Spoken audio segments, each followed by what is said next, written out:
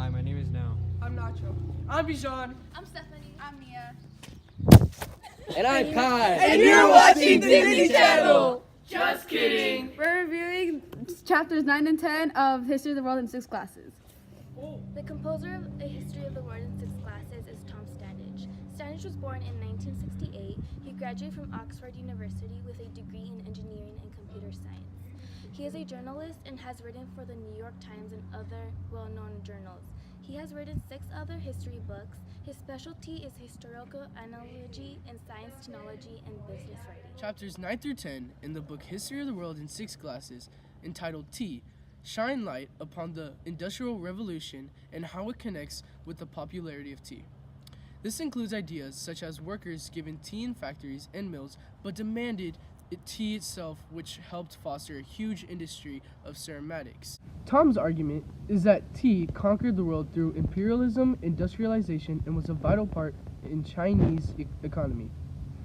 This is shown with his brief descriptions of tea funding the advance into India of British East India Company, a commercial organization that became Britain's de facto colonial government.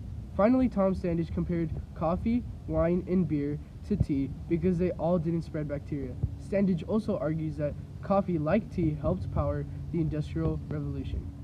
Tea not only played a key role in the economy, but it also impacted the people who drank it. For example, in ancient India, tea was used by Buddhists and Taoist monks because it enhanced the concentration and got rid of fatigue, which is known as the result of the presence of caffeine.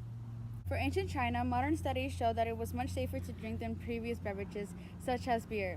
It was also found that the tonic acids in tea can kill the bacteria that cause cholera, typhoid, and dysentery.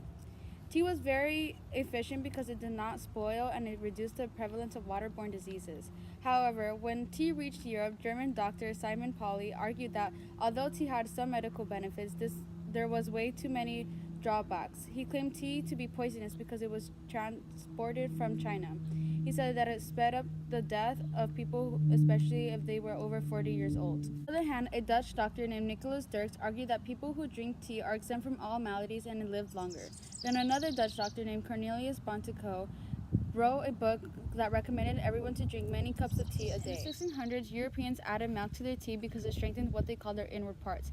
Not only that, but tea was also cheap to make. Starting in the 1730s, the amount of cases of dysentery started to decline due to the antibacterial properties in tea that reduced the prevalence of waterborne diseases. According to StayEnergetic.com, nowadays tea is used to lower cholesterol because it inhibits the absorption of cholesterol from the large intestine. Tea also has antibiotics that can prevent blindness caused by cataracts. It lowers a stress hormone called cortisol, has anti-inflammatory properties, helps improve memory and concentration. It is an anti-allergen and prevents many diseases such as dementia. According to Tom Standage's bio, his daughter Ella states that he prefers rum, beer, and coffee. This may have influenced his choice on drinks in the history of the world in 6 classes. According to our database in our school, we also see that Tom Standage was a journalist in England. This supports the fact that his environment affects his choices on drinks since tea is especially prominent in England. Another one of Standage's claims is that tea was a vital part of the Chinese economy. When Standage wrote about black tea, he said it came to be regarded by the Chinese as suitable only for consumption by foreigners. In other words, China had an entire type of tea devoted only to trading with outside Europeans. This proves that China had a high regard for tea trade, considering how involved it was in their economy. He also mentions that in 1718, tea went as far as to replace silk as the main export of China.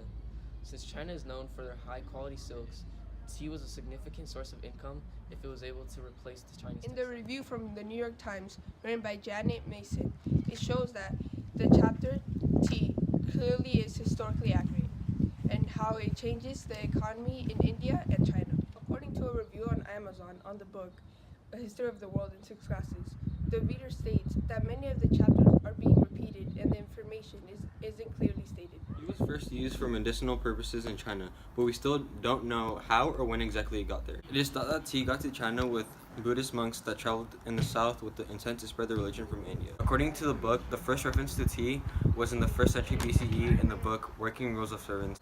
He also mentions that tea was the national beverage of the Tang Dynasty. However, according to this website, tea was introduced way before this time in the South with the ultimate help of Buddhism.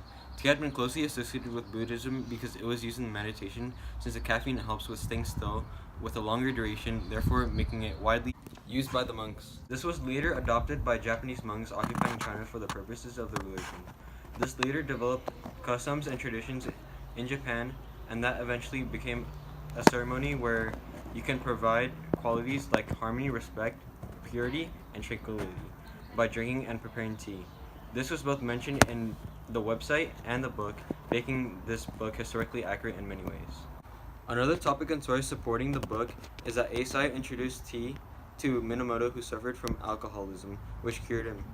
He was deeply impressed, so he, in effect, further spread the consumption of tea throughout Japan.